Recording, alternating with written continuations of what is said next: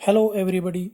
In the previous lecture, I told you that the diatomic molecule, which initially was thought to be rigid, is not rigid in actual. Mean to say, R can change, and the factors which are responsible for change in R, that is temperature.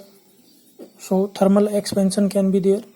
Another factor is centrifugal force, which act in outward direction and stretches the molecule.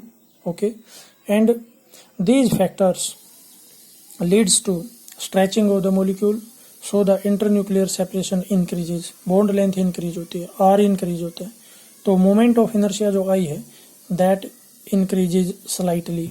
okay, slightly increase होता है, तो इसका मतलब जो energy levels में shifting होगी that will also be slight. अच्छा, energy level में क्यों शिफ्टिंग होगी? प्रीवियस लेक्चर में मैंने आपको बताया है rotational energy that is equal to L square by 2I.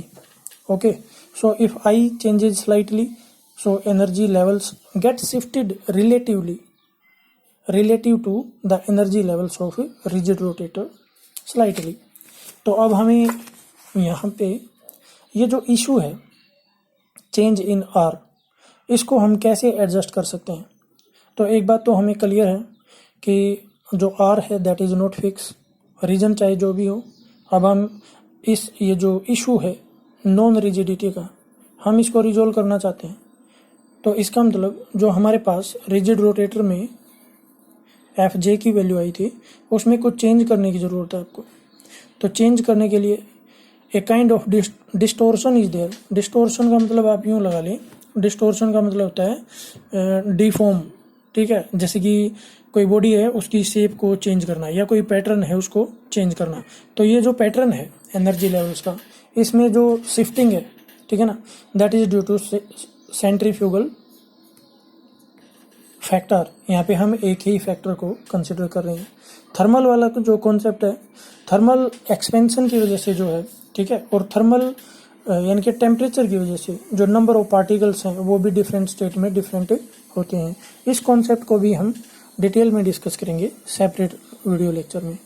So in this lecture we will confine our self only to the centrifugal distortion.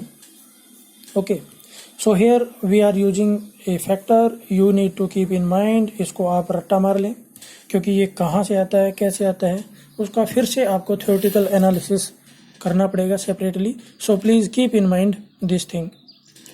Okay, आप अगर देखना चाहिए तो ये नेट पे भी मिल जाएगा आपको.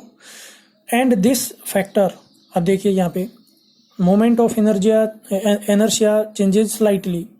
ओके, सो अगर ये स्लाइटली चेंज हो रहा है, ठीक है, और R आपका इंक्रीज हो रहा है, तो इसका मतलब मोमेंट ऑफ इनर्शिया आपका इंक्रीज हो रहा है. और अगर मोमेंट ऑफ इनर्शिया इंक्रीज होगा, you see here I is increasing, इसका मतलब जो एनर्जी लेवल्स हैं वो क्या आ जाएंगे, थोड़ा थोड़ा डाउन आ जाएंगे. ठीक है, ठीक है, तो इसका मतलब हमें पता लगा due to elastic nature of the bond there will be stretching due to centrifugal force and the energy levels shift down. Clear है ये बात? तो अगर क्लास में इसी तरीके से जैसे आपने प्रीवियस टॉपिक में Fj और wave number term find out किया था, यहाँ पे भी आप फाइंड आउट कर सकते हैं. क्लियर? तो Fj dash minus Fj double dash, तो सिलेक्शन रूल वही रहेगा, delta J can shift by unity. Okay, so absorption spectra आप डिस्कस कर रहे हैं यहाँ पे, तो एब्जॉर्ब होके हाई एनर्जी लेवल में जाएगा, यानी कि J की वैल्यू इंक्रीज होगी. तो अगर लोअर स्टेट में J की वैल्यू J डबल डैश है, मान लेते हैं इसको J है ये, तो जो J डैश है this is the value of J in the higher state. ठीक है, for making the transition allowed delta J must change by unity. तो इसका मतलब अगर लोअर स्टेट में J है तो यहाँ पे J+1 होगा. ठीक है, तो यहाँ पे वैल्यूज पुट करें. Fj की ये वैल्यू है क्लास, तो फर्स्ट जो Fj डैश है उसके लिए आप J की वैल्यू क्या पुट करेंगे, J+1. And for Fj double dash में J डबल डैश की वैल्यू J पुट करेंगे, तो यहाँ पे J की वैल्यू J ही पुट कर देना और इसको एक्सपेंड करके सोल्व करना, फिर हमारे पास ये रिजल्ट आ जाएगा. तो देखिए, जब आपने रिजिड रोटेटर का किया, हमारे पास सेंट्रीफ्यूगल ट्रम नहीं थी, तो इसका मतलब हमारे पास ये वेव नंबर ट्रम आई थी। क्लियर है? And from here you can see that a factor is there, and this is due to centrifugal distortion. So यहाँ पे जो वेव नंबर्स हैं, those get shifted slightly towards the origin, ठीक है, minus हो जाएंगे, थोड़ा थोड़ा कम हो जाएंगे, ठीक है। तो बेसिकली ये शिफ्ट है, ये तो रिजिड रोटेटर का है, ठीक है, और रिजिड रोटेटर में और नॉन रिजिड रोटेटर का ये वाला है, तो नॉन रिजिड रोटेटर का थोड़ा सा स्लाइट आएगा wave number for the same state, for the same value of G. तो इसका मतलब आपको क्या पता लगा? In case of non rigid rotator, R changes due to centrifugal distortion term centrifugal force, and to adjust this nature of the elastic nature of the bond length, we use a distortion trem to adjust the shifting, and finally we found that the wave number decreases slightly, energy level decreases slightly due to this factor, and the shift in the rotational levels, and this factor give you the shift in the rotational levels due to non rigidity factor.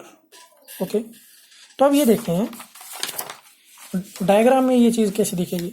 अब देखिए, जो rigid rotator का हमारे पास topic था, अब ये देखिए यहाँ पे मैंने कुछ एक स्पेक्ट्रम दिखाया हुआ है ब्लैक कलर से, और एक दिखाया हुआ आपको डॉटेड लाइन से, ठीक है, और एक आपको रेड कलर से दिखा हुआ है। तो जो रेड कलर वाला है ना क्लास, ये है नॉन रिजिड रोटेटर का, एंड ये जो ब्लैक कलर से डार्क लाइन दिखाई हुई है, ये है रिजिड रोटेटर की, and it is corresponding to these values.